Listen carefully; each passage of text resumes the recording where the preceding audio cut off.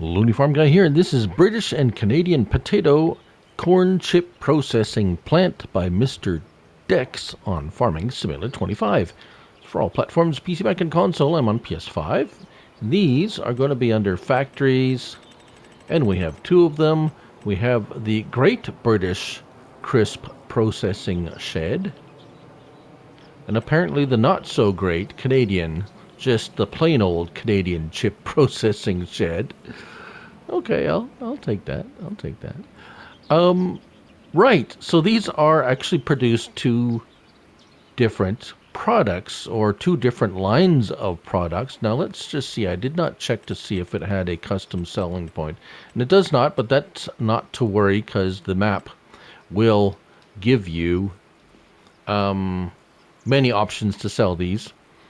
All right. So they have an interior. The door is open and closed. Let's take a look. Now this is, see the markings on these? Now these are obviously just decorations in here, but this is a representation of what you can produce. Tomato ketchup chips, yes, and spicy crisps, etc., etc. And if we run over, that was the British one. We run over here to the Canadian one. It is a nice teal blue, though. We do have a light switch. There we go. And if we look very closely here, it has right on the corner, actually the whole boxes are red and white with a maple leaf design, so a Canadian flag representation there, whereas these have the just plain boxes with a Union Jack across the corners there. Okay, so what do we have here? Inputs: cheese, chili pepper, corn, garlic, oil, potato. Oh, potatoes. I have yet to put potatoes in. Spring onions and tomatoes in those quantities that you see there. All right. If we pop over to the British one, same input levels there. Actually, the recipes are actually all the same. It's just that these are the British version. So they're called crisps and tortilla chips. Right? And if we bounce over to the Canadian, they are called corn chips and potato chips. Got it? Yeah, because we call them potato chips here, and in Britainville they call them crisps. Very nice. Although interesting that the tortilla or it's corn chips. Yeah, corn. We call them tortillas here too, though. Or not? Actually, no, we don't call them tortilla chips. Tortillas are something different. We call them, yeah, what do we call them? Corn chips. Yeah, corn chips. What? Taco chips. That's what we call them, taco chips of various kinds. But anyways, yes. Let's turn some on, shall we? Okay, so since Canada is known for their, well, it's ketchup chips, but here we have tomato chips. So let's turn on the tomato potato chips. In this recipe is 100 potatoes, 5 oil, and 10 tomatoes gets 30 liters of tomato potato chips, which I find very not a great ratio, since probably there's only 2 potatoes in a bag of potato chips. But anyways, that's neither here nor there. What we're doing here is testing out. So let's see. I think the Brits are pretty spicy, so let's get the spicy tortilla chips. And that is corn, oil, chili peppers, and garlic are the inputs there. So we've turned them both on, and we're going to run those. I'm not going to make all of them, but we'll run those for a month and see what we end up with. All right, so I've actually run it 3 months because I forgot to put potatoes in this one, but we have produced the tomato potato chips.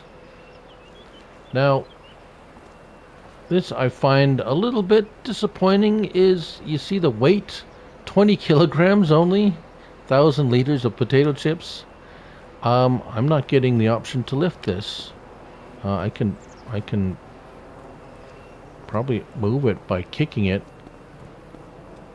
but I can't lift it because it's not giving me a hand. That's unfortunate, because that would have been awesome if we could lift these. Especially it's only 20 kilograms. Come on, let me lift it. All right. Here's the spicy tortilla chips, and in the nice boxes, so that's good. We ran out of corn after 3 months, which is not too surprising, and we have produced another 1,400 liters of tomato ketchup chips, or tomato chips, and then this one over here, yeah, 2,000 liters of the spicy tortillas. So it's not the quickest production. We are going to go this way, and I guess we'll have to use a forklift to pick those up, because that's, they said, only 20 kilograms. We should be able to pick those up by hand. So hopefully we'll see an update, or it's a conflict with the liftable pallets. But I don't see why there would be a conflict. But it's possible. It is possible that there is a mod conflict, even though I only run like very limited mods. But it is possible that there is a conflict with the liftable mods. I don't know why, because these aren't. Yeah, well, it's like I say, it's possible. So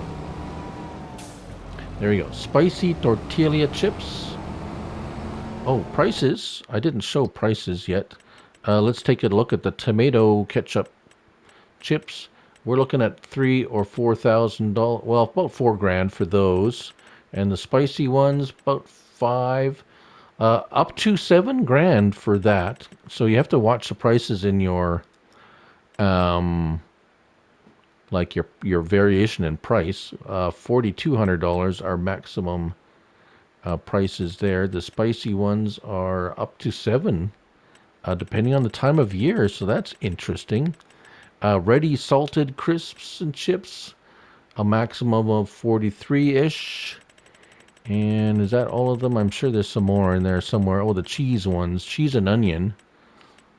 We have sour cream and onion here, up here, that's pretty popular, but sour cream is not a thing in, or at least not base games. So, all right, let's, oh, there we go, selling them, and very good. So, is it a huge moneymaker? Probably not. Is it fun to make branded stuff? I like the effort of the custom boxes and stuff like that. Hopefully, I say, I don't know if it's a mod. I don't think it's a mod conflict. It could be. It would be nice to have them liftable. Here's the pallets going in too. That's where pallets and loose bulk material go in there for everything. And then, as you've seen there, the pallets of product come out here. So I mean, that they, looking at this, the spicy tortillas look just like the spicy crisps. And where's the spicy tortillas? Oh, these are just crisps in here. Yep. There you have it. British and Canadian potato corn chip processing plant on Farming Simulator 25. Thanks for watching. Till the next one.